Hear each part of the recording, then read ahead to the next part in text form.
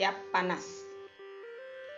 Ditulis oleh sang pegawai media Dahlan Iskan, mantan Menteri Negara BUMN. Dibaca dan diunduh dari cowasjp.com. Risiko terburuk sudah disiapkan, keputusan hidup mati sudah diambil, dengan hanya 1 suara yang tidak setuju dan 6 suara absen. Selebihnya 2.878 suara setuju. Itulah hasil sidang pleno DPR Tiongkok kemarin sore. Maka sahlah Undang-Undang Keamanan Hong Kong, segala tindakan subversi, infiltrasi asing, dan separatisme dimasukkan sebagai tindakan kriminal. Itu berarti secara terbuka Tiongkok sudah menyatakan sama sekali tidak takut pada ancaman Amerika, termasuk ancaman dari negara-negara barat, baik ancaman fisik maupun ekonomi. Tiongkok sekarang sudah tidak sama dengan Tiongkok 100 tahun yang lalu, ujar Menteri Luar Negeri RRT Wang Yi. Ucapan itu khusus untuk menanggapi sikap Amerika yang untuk pertama kali memberikan ucapan selamat kepada Tsai Ing-wen yang dilantik sebagai Presiden Taiwan untuk kedua kalinya. Itu pertanda Amerika mengakui Taiwan sebagai negara tersendiri, bukan lagi bagian dari Tiongkok. Tiongkok itu loh tidak pernah punya maksud mengubah Amerika. Mengapa Amerika terus bermaksud mengubah Tiongkok, ujar Sang Menlu. Sejak adanya keputusan jam 3 sore kemarin itu, dunia sudah tahu sikap Tiongkok. Kini dunia tinggal melihat apa tindakan Amerika. Amerika seperti dihadapkan pada 3 front sekaligus, perang dagang, pembelaan terhadap Taiwan, dan dukungan pada oposisi di Hong Kong. 3 sumbu itu sudah dinyalakan bersamaan. Tinggal Amerika, mau meledakkan atau bagaimana? Di dalam negerinya sendiri, Presiden Donald Trump sedang dipojokkan oleh 2 persoalan, COVID-19 dan hasil jajak pendapat. Hasil survei itu menyebutkan ia bakal kalah oleh Joe Biden di Pilpres November nanti.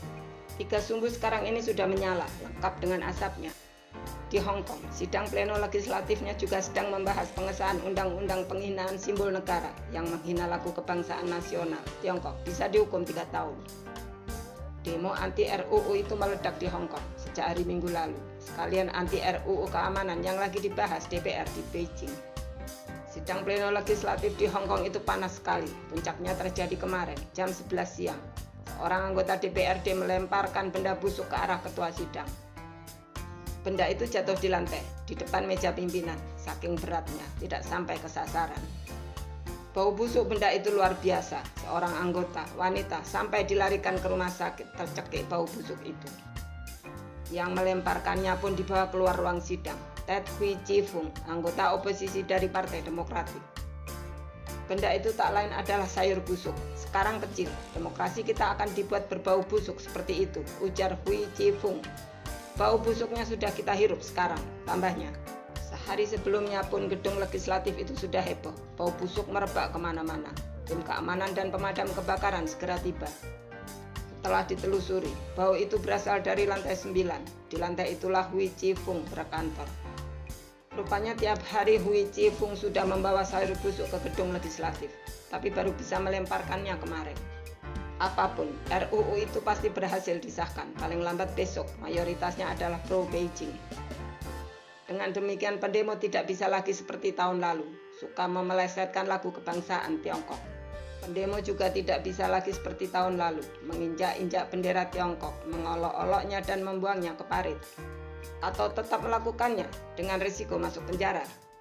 Setelah undang-undang anti penghinaan simbol negara itu diputuskan, DPRD langsung harus bersidang lagi, mengubah Undang-Undang Dasar Hong Kong untuk memasukkan Undang-Undang Keamanan Nasional yang baru diputuskan DPR di Beijing itu.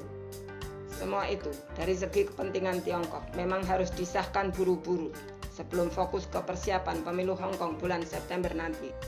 Di pemilu nanti oposisi diperkirakan akan menang, tapi itu tidak lagi masalah bagi Tiongkok, sudah terjamin. Hong Kong tidak bisa lagi memisahkan diri. Bahwa Hong Kong mau berbeda dengan Beijing tidak apa-apa, toh sejak awal sudah disepakati, 1 negara 2 sistem. Demo besar-besaran sepanjang tahun lalu memang jelas sekali, mengarah ke kemerdekaan Hong Kong yang mendapat dukungan Barat. Kini Tiongkok sudah mengambil risiko menghadapi yang terburuk di Hong Kong, juga di Taiwan. Untuk pertama kali pimpinan puncak Tiongkok tidak lagi menyanyikan lagu lama, mengusahakan penyatuan Taiwan secara damai. Kata secara damai itu tidak digunakan lagi, itu terlihat dari pembukaan sidang pleno DPR di Beijing Senin lalu. Di forum itu Perdana Menteri Tiongkok Li Keqiang tegas, mengusahakan penyatuan Taiwan tanpa kata secara damai. Padahal biasanya setiap tahun, setiap pembukaan sidang pleno seperti itu, kalimat mengusahakan penyatuan Taiwan selalu diucapkan dengan tambahan secara damai. Tiongkok melihat Taiwan sudah di batas lepas. Itu terlihat dari pernyataan Menlu Amerika Serikat, Michael Pompeo. Maka dalam hal Taiwan, Tiongkok juga sudah siap dengan risiko terburuk. Apalagi kapal perang Amerika sudah sering berada di Taiwan, seperti sudah siap membentengi Taiwan. Tsai Ing-wen sendiri menyalakan sumbu 2 hari lalu.